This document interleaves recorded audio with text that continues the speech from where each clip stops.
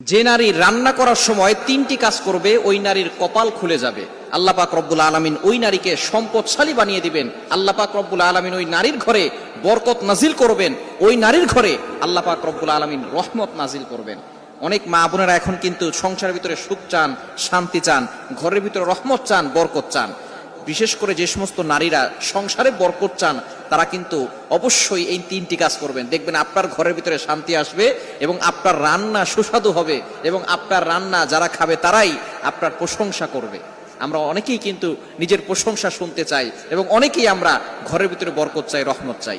এজন্য আমরা এই তিনটি কাজ করব। নাম্বার ওয়ান, এক নাম্বার হচ্ছে আপনি যখনই রান্নাঘরে প্রবেশ করবেন তখন আপনি সালাম দিবেন। মনে রাখবেন রান্নাঘরে কিন্তু চুলা আছে।